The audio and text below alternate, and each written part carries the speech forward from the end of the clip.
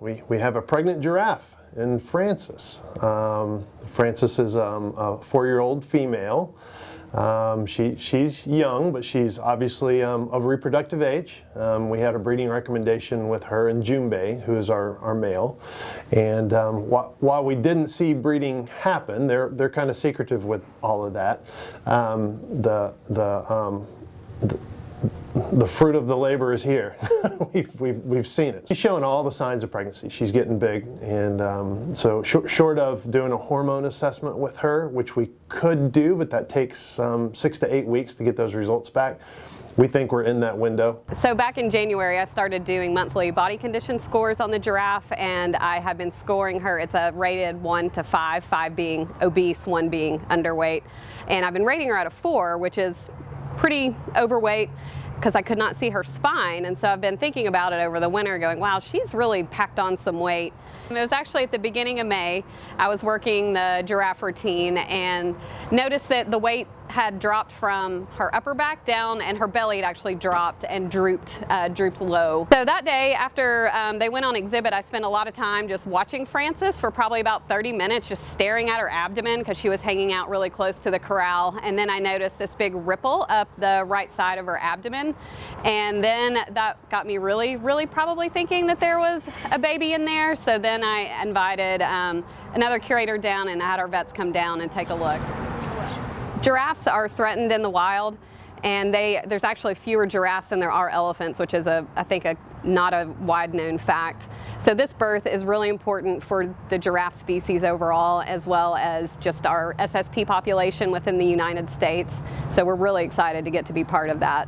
So with first-time moms, they don't always exhibit the same signs for pregnancy for one, and for going into labor as maybe an experienced mom. Their bodies probably don't know exactly what's going on. They don't know what's going on. So so we've been having to watch her extra close, because her signs for labor may be different than a experienced giraffe. So so the first order of business with something like this, and we do this with all of our births here at the zoo, is a birth plan.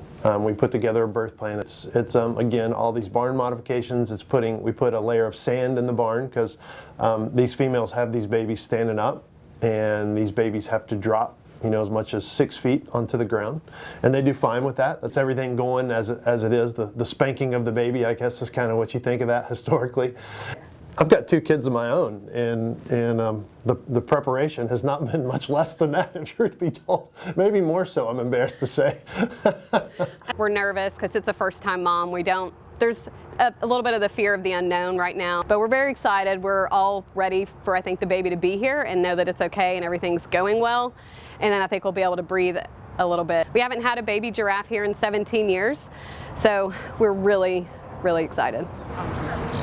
This never gets old for staff. I mean, this is what we do. We obviously don't randomly breed animals just to have animals here at the zoo. We breed these for a higher purpose. We produce offspring according to their genetics, according to the recommendation of the species survival plan, in order to save animals from extinction.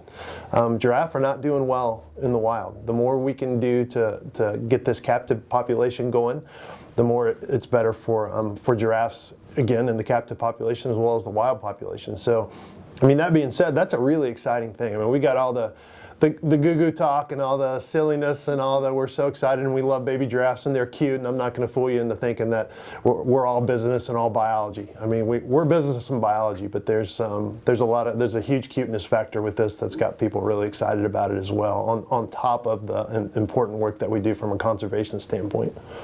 Ultimately, it's up to Frances and this baby. We can only do so much, but ultimately we need to give those 2 the best chance of making this as perfect as it can be, and we're doing everything along those lines.